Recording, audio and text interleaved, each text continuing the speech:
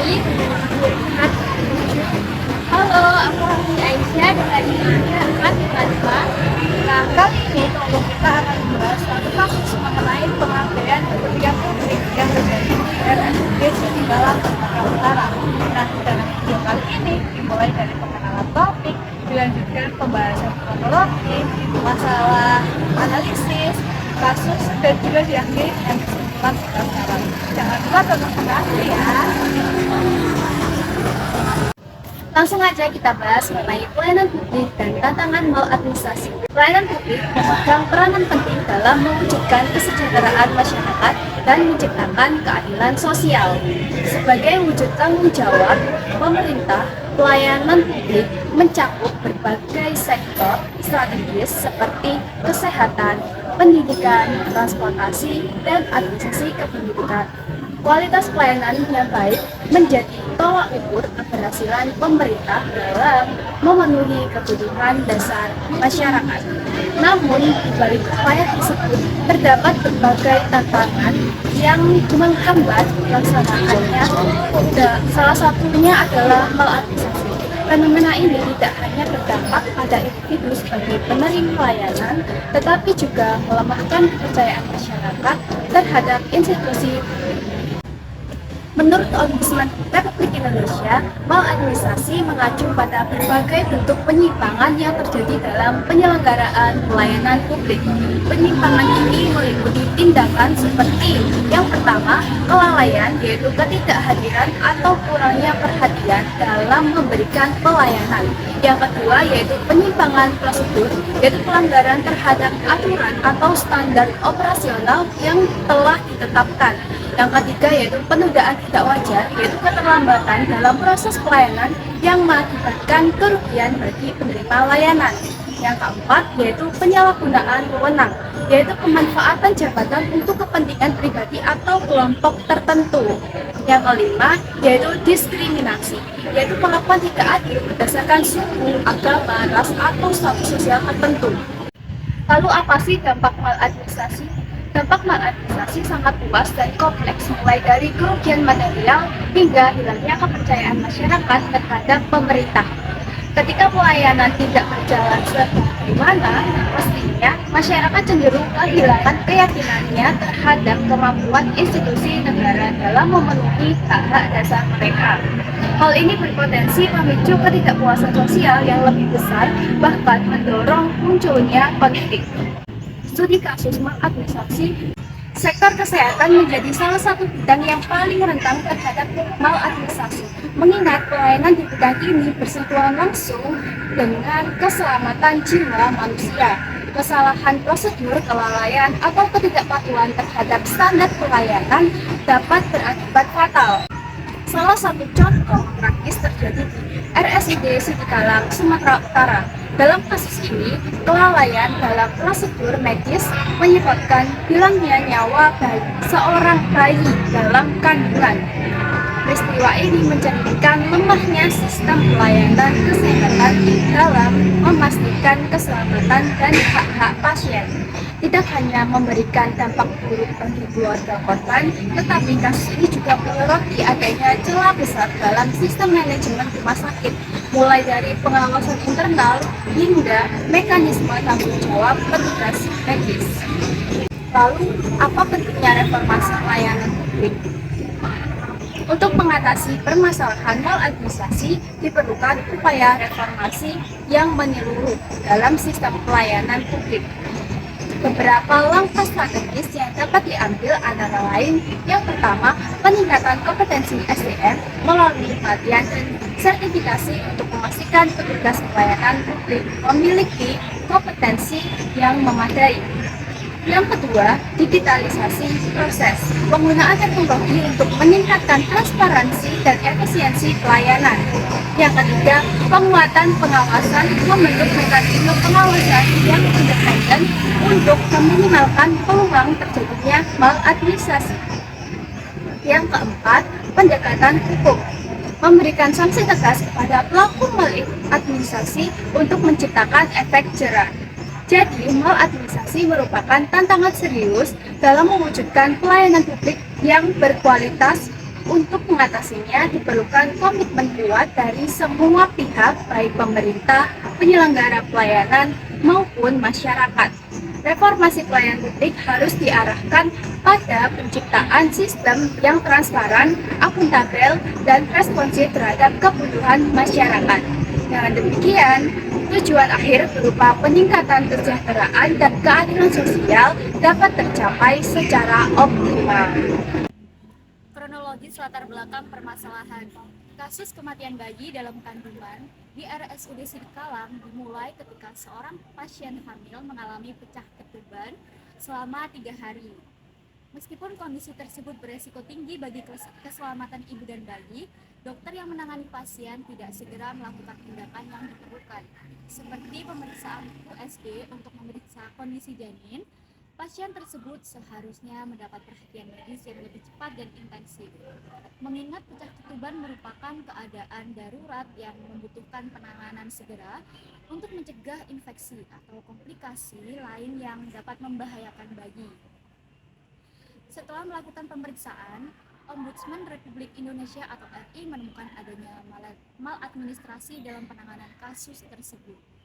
Kelalaian tenaga medis dalam menjalankan prosedur medis yang seharusnya dilakukan menunjukkan penyimpangan dari standar pelayanan kesehatan yang diharapkan.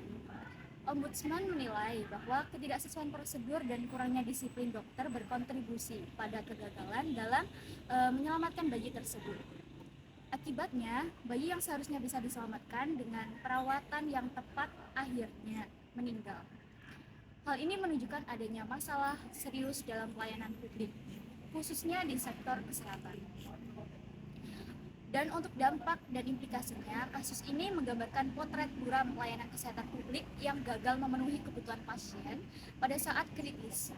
Selain menyebabkan trauma mendalam bagi keluarga korban, kejadian ini mencoreng kepercayaan masyarakat terhadap pelayanan kesehatan di RSUD Sidikalang. Lebih luas lagi, kasus ini menjadi pengingat akan pentingnya reformasi sistem kesehatan untuk mencegah terulangnya insiden serupa. Pelatihan ulang tenaga medis, pengawasan yang lebih ketat terhadap penerapan standar pelayanan, serta penguatan akuntabilitas di fasilitas kesehatan menjadi kebutuhan mendesak. Kasus meninggalnya bayi dalam kandungan di RSUD Sidikalang akibat kelalaian medis mencerminkan pelanggaran serius terhadap etika administrasi publik. Ombudsman RI mengidentifikasi adanya maladministrasi di mana dokter yang bertugas tidak menjalankan prosedurnya standar seperti pemeriksaan USG meskipun pasien sudah mengalami pecah ketuban sejak 3 hari yang lalu. Hal ini menunjukkan adanya pengabaian tugas, kurangnya disiplin, dan juga penyimpangan prosedur yang semestinya menjadi tanggung jawab tenaga medis. Dalam konteks pelayanan publik, tenaga medis diharapkan mematuhi prinsip-prinsip akuntabilitas dan responsivitas dan keadilan. Akuntabilitas berarti tenaga medis harus bertanggung jawab penuh atas keputusan dan juga tindakannya. Namun dalam kelalaian ini, dokter justru mengabaikan hak pasien untuk mendapatkan pelayanan kesehatan yang layak. Selain itu, responsivitas tenaga medis terhadap kondisi darurat pasien sangat rendah, sehingga mengancam keselamatan jiwa. Hal ini tentu saja bertentangan dengan prinsip-prinsip pelayanan publik yang baik, seperti yang diatur dalam Undang-Undang Nomor 25 Tahun 2009 yang mengutamakan kualitas, keamanan, dan keadilan dalam pelayanan. Kasus ini tidak hanya mencerminkan lemahnya sistem pelayanan di RSUD Sidikalang, namun juga berpotensi menurunkan kepercayaan masyarakat terhadap pelayanan kesehatan. Untuk mencegah kejadian yang serupa, langkah perbaikan harus dilakukan, seperti meningkatkan pelatihan dan disiplin tenaga medis, memperketat pengawasan internal, dan juga memperkuat akuntabilitas agar setiap tindakan tenaga medis sesuai dengan standar operasional. Dan dengan reformasi birokrasi untuk meningkatkan disiplin dan juga kepatuhan terhadap prosedur medis guna mencegah terulangnya insiden serupa di masa depan.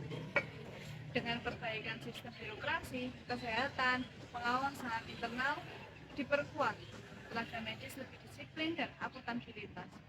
setiap tindakan pelayanan kesehatan akan lebih terjamin. Dengan begitu, prinsip good governance dalam pelayanan publik dapat diterapkan untuk memberikan pelayanan yang lebih baik lagi dan adil bagi masyarakat. Kurangnya akuntabilitas dalam kasus ini mencerminkan kelemahan mendasar dalam manajemen institusi kesehatan. Akuntabilitas menuntut setiap tenaga medis untuk bertanggung jawab atas keputusan dan tindakannya, terutama ketika menyangkut keselamatan pasien. Namun, dalam kasus RSUD Sidikalang, klien dokter yang tidak mematuhi prosedur standar seperti pemeriksaan USG menunjukkan absennya mekanisme pertanggungjawaban yang efektif. Hal ini tidak hanya mengakibatkan hilangnya nyawa, tetapi juga mencerminkan lemahnya pengawasan internal yang seharusnya mencegah tindakan maladministrasi. Akuntabilitas yang kuat sangat penting dalam menjaga kualitas pelayanan publik, karena setiap tindakan tenaga medis memiliki dampak langsung terhadap hak dasar masyarakat untuk mendapatkan pelayanan kesehatan yang aman dan bermutu. Selain itu, pelanggaran terhadap prinsip integritas menjadi sorotan utama dalam kasus ini karena integritas dalam pelayanan publik meliputi kejujuran, komitmen pada standar etika, dan kesungguhan dalam menjalankan tugas. Kelalaian dokter yang mengabaikan tanggung jawabnya menunjukkan adanya kegagalan untuk memenuhi standar moral dan profesional yang diharapkan. Ketidakhadiran integritas ini berdampak pada menurunnya tingkat kepercayaan masyarakat terhadap sistem kesehatan, menciptakan ketidakpastian dalam penerimaan layanan yang seharusnya melindungi kepentingan publik. Dalam konteks ini, reformasi birokrasi menjadi solusi strategis untuk meningkatkan disiplin, kepatuhan, dan transparansi dalam pelayanan kesehatan. Reformasi ini harus mencakup penguatan pengawasan internal, pelatihan etika secara berkelanjutan, serta penerapan sanksi tegas terhadap pelanggaran prosedur. Dengan langkah-langkah tersebut, sistem kesehatan dapat diharapkan lebih siap untuk memberikan pelayanan yang selaras dengan prinsip good governance, sekaligus memastikan masyarakat menerima layanan yang adil, bermutu, dan juga terpercaya.